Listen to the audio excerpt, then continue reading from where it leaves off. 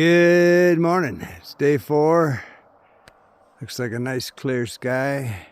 It did have rain for the last hour coming in last night, but it didn't rain in camp last night. I've been on the trail about an hour. Sun's just gonna start popping up here soon, but it's Thru waffle time. I can always tell when it's Thru waffle time because I don't need my headlamp to see the trail anymore. And my stomach talks to me too.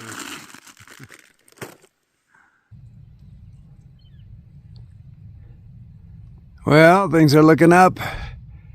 I see mountains with actual snow on top. That's a good thing. A couple days ahead.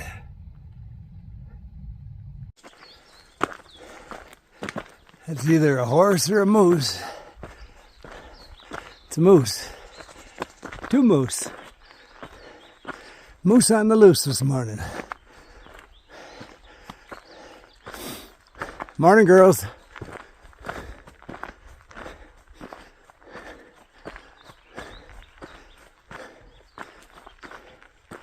Just passing through. Don't mean to disturb your breakfast, but you are kind of in my trail.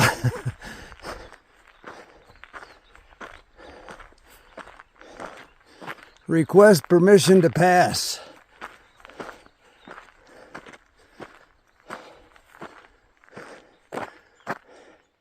You want to go with her? Go ahead.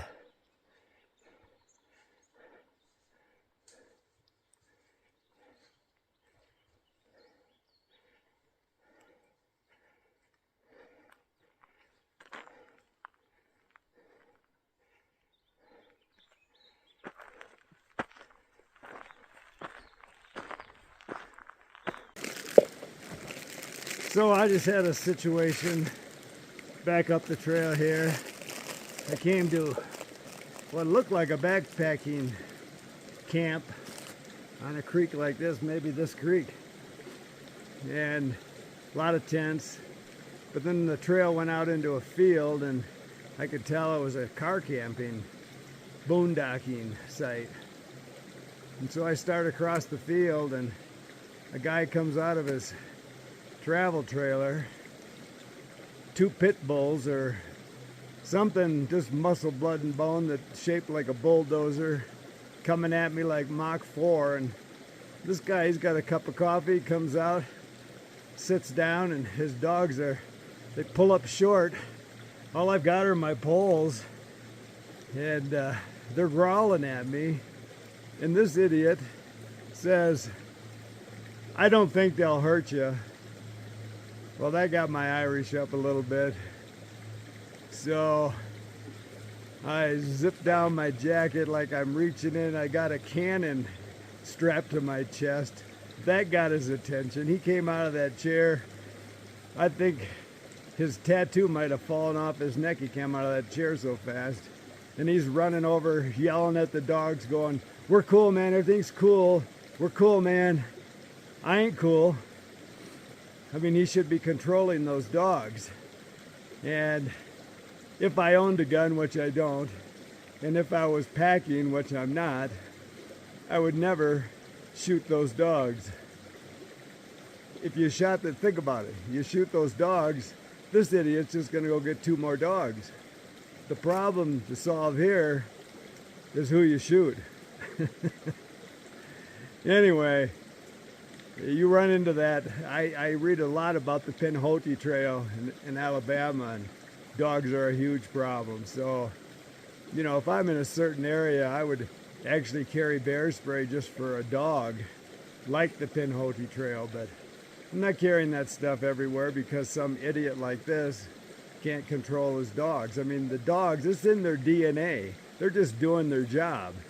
And, you know, they probably think he's an idiot too, but he feeds them. So they just do what he does. They do his bidding. Anyway, that's my backpacker random thought or rant for the day. So I'm having my breakfast on Jefferson Creek And when I just looked at my app to see what this was, because it looks big enough to be a river, I found out that the creek back there where I had the dog problem was called Dead Man's Creek. Anyway, the plan for today is to, yesterday I got 27 in. If I get 25 plus in today, I'll be within striking distance of Frisco.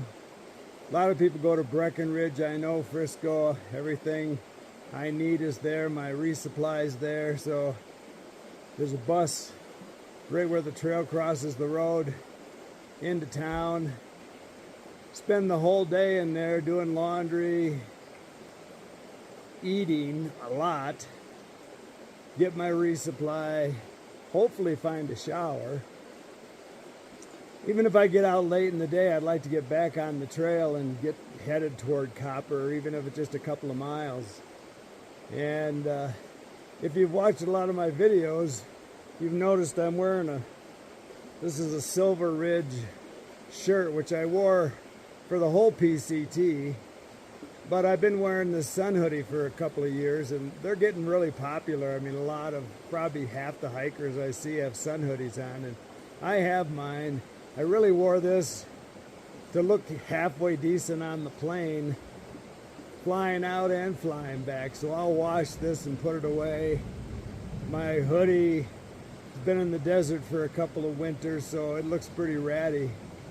And if you're a lightweight backpacker, you think it's probably pretty crazy that I'll carry a shirt for 500 miles just to look good on a plane. But that's really not the only reason. When I did the CDT, I came through Colorado in June, and there were a couple of pretty hairy water crossings. So if I have to swim, I'll have a dry top.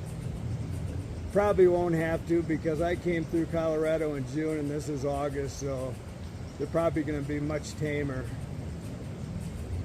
Anyway, that's the plan. I thought this might be the British team coming through.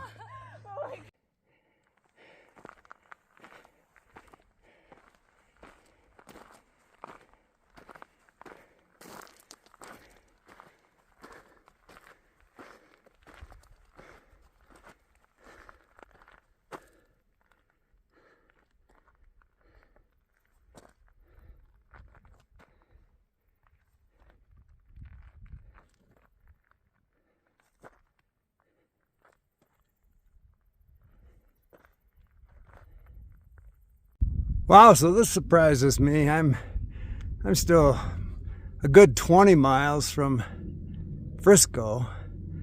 And when I did the CDT, I came into Frisco, walked all the way through to Silverthorne, I think, and then back into the mountains. Didn't come out till Grand Lake in Rocky Mountain National Park. So not sure where this route goes now. I'd have to check that out when I get through hiking.